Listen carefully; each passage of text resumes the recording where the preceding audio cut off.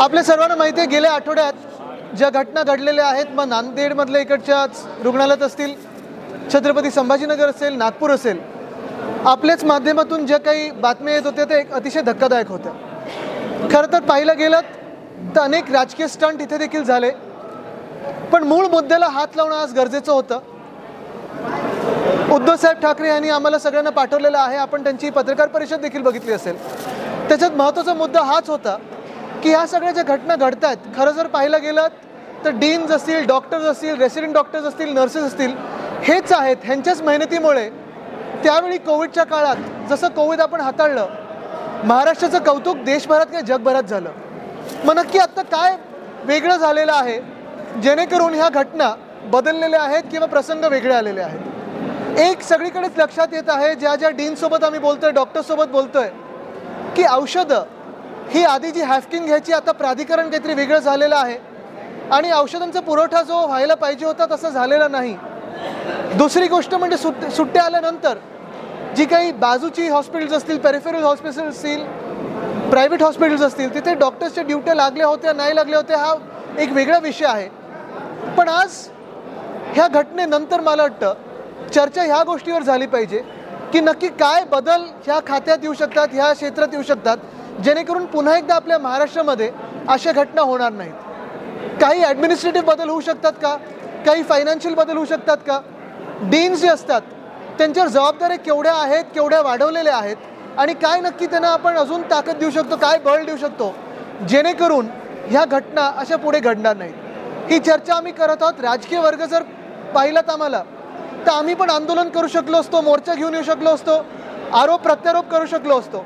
पण आज त्यात न जाता वेळ ही आहे की ह्याच्यात रिफॉर्म्स काय आले पाहिजेत, बदल काय आले पाहिजेत, हे याच्यावर विचार करणं गरजेचं आहे. आणि म्हणून आज मी इथे चर्चा करायला आलो होतो.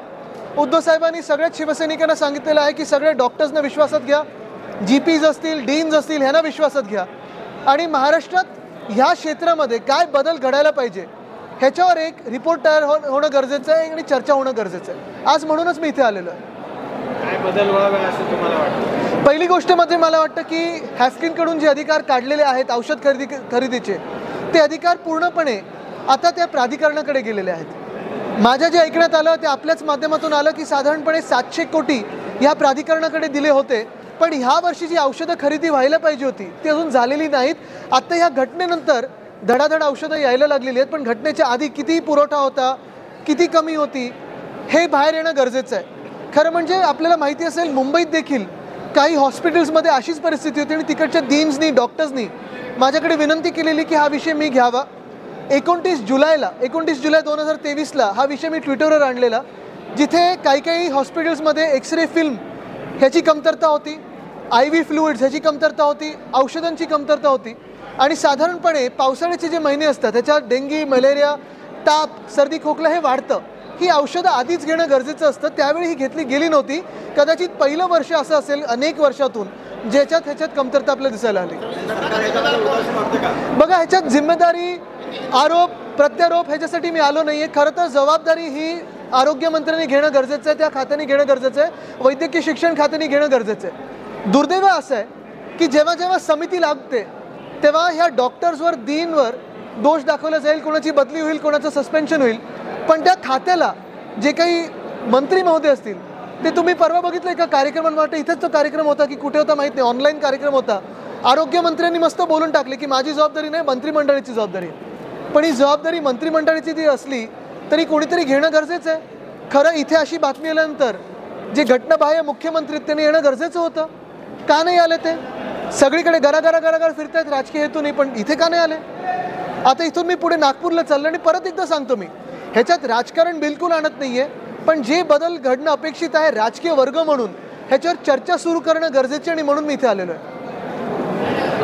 आता चित्रावाद येऊन गेले, त्यांनी सांगितलं की हे फक्त राजकारणापुढे केलं गेलेलं आहे. या ठिकाणी औषध पुरवठा सुरळीत होता, दरम्यान राजकारण करण्यासाठी केल्या जाते आणि त्यांनी थेट तुमच्यावर आरोप केला की त्यांनी सोबत डॉक्टर घेऊन यावेत आणि याची तपासणी करावी. नाही, काही लोकांवर न बोलणंच चांगलं असतं, कारण वेस्ट ऑफ टाईम असतं. त्यांना जाऊ दे, त्यांच्यावर बोलत नाही काही. राज्याच्या वैद्यकीय शिक्षण मंत्र्यांनी स्थानिक आमदार अशोकराव चव्हाणांचं डायरेक्ट नाव घेऊन जबाबदारी या घटनेला तुम्ही काय पाहताय? म्हणजे औषध खरेदी चव्हाण साहेबांकडे होती का?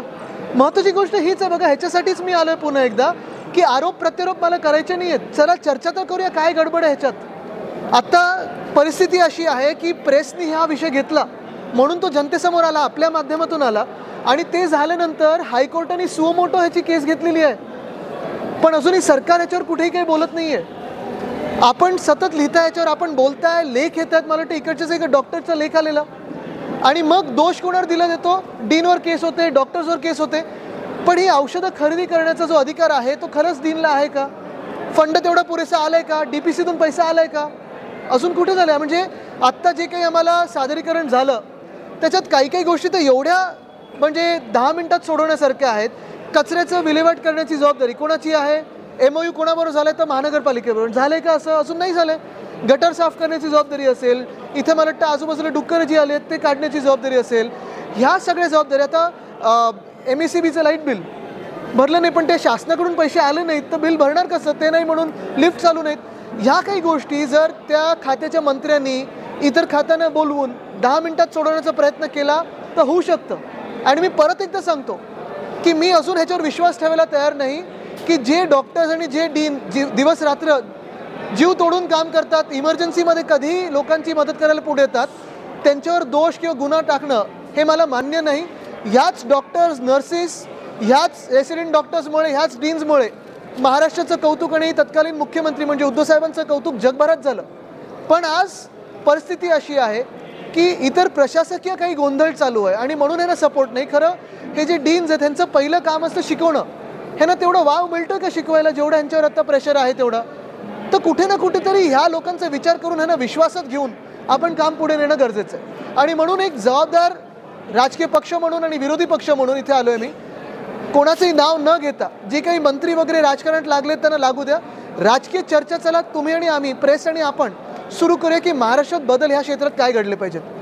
महाविकास आघाडीच्या कालावधीमध्ये सुद्धा विदर्भामध्ये या पद्धतीची घटना घडली होती. त्यावर हे विरोधी पक्षातले लोक बोलत नाहीत असा आरोप मुळात सत्तेत जे बसलेत ते आरोप करू शकतात, हेच धक्कादायक आहे. दुसरी गोष्ट म्हणजे जिथे जिथे घटना घडत होत्या आम्ही जबाबदाऱ्या घेत होतो आणि कामं पुढे नेत होतो. कोविडचा काळ जागतिक महामारी होती तेव्हा पण आम्ही आकडे लपवलेत नाहीत. जनतेच्या सोबत स्पष्ट बोललो आणि जे खरं होतं ते बोललो. आणि जे काही GP सोबत पण उद्धव साहेबांनी त्यावेळी मीटिंग केलेले आहेत आणि कॉन्फरन्सेस घेतलेले आहेत. तर गाव पातळीपर्यंत पोचणं गरजेचं. आणि तुम्हाला अजून एक सांगतो मी, महत्त्वाची गोष्ट म्हणजे आजपर्यंत महाराष्ट्रात प्रत्येक जिल्ह्यात विश्वास हा सरकारी दवाखान्यावर असतो. पण अशा ज्या घटना बाहेर यायला लागल्या किंवा घडायला लागल्या तर विश्वास जर लोकांचा ह्याच्यावरनं उडाला तर काय होणार परिस्थिती?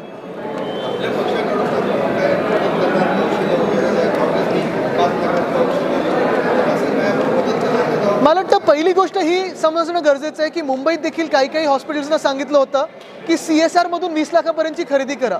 CSR असेल किंवा कुठच्याही राजकीय पक्षांनी पुढे येऊन त्यांना फंड देणं, पैसे देणं ही वेगळी गोष्ट झाली. पण सरकारी दवाखान्यात सरकारचं पाठबळ नसेल तर नक्की अजून कोणी द्यायचं?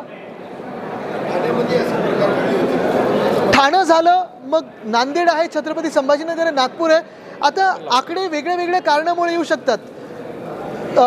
का लोक गेले, का लोक दगावले, ह्याला कारणं 100 असू शकतात.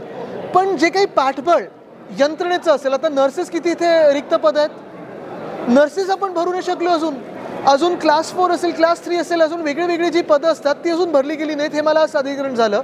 मूळ मुद्दा असा आहे, मग ह्याच्यात डीनची काय चूक आहे किंवा डॉक्टरची काय चूक आहे? डीन यांना स्वच्छतेबद्दल विचारत असताना खासदार हेमंत पाटलावरती त्यांनी अॅट्रॉसिटी ॲक्टचा गुन्हा दाखल केला, योग्य आहे? पण अटक होणार आहे का?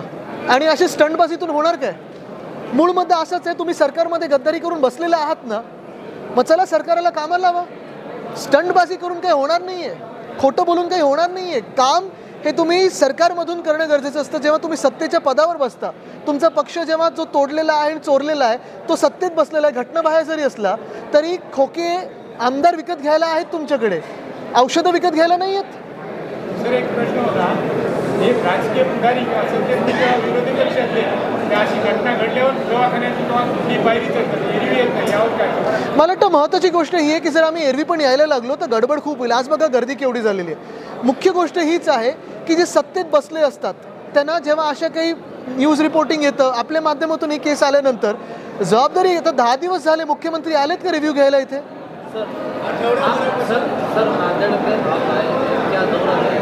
आज सुबह छत्रपति संभाजी नगर में, फिर यहाँ नांदेड़ और आगे नागपुर जा रहा हूँ। प्रेस के ही माध्यम से एक घटना हमारे सामने आई, दुनिया के सामने आई। बहुत ही धक्का लगा था, हमें शौक हुआ था कि ये ऐसी बात हो भी कैसी सकती है। एक ही दिन में इतनी सारी डेथ केसेस आई। शायद ऐसे हो सकता है कि कारण अलग अलग हो सकते हैं, दिखाए जा सकते हैं, लेकिन जो भी एडमिनिस्ट्रेटिव खामियां है कहीं ना कहीं उसको सॉल्व करने के नज़रिए से हम यहाँ आए हैं। अगर आप देखें तो मैं नेता विपक्ष को लाया हूँ, सारे लोग हम हुए, लेकिन हम कोई राजनीति करने नहीं आए, ना आंदोलन करने आए। हम समझने के लिए आए हैं कि क्या खामियां हैं और किस खामियों को बदल सकते हैं, क्या रिफॉर्म्स ला सकते हैं।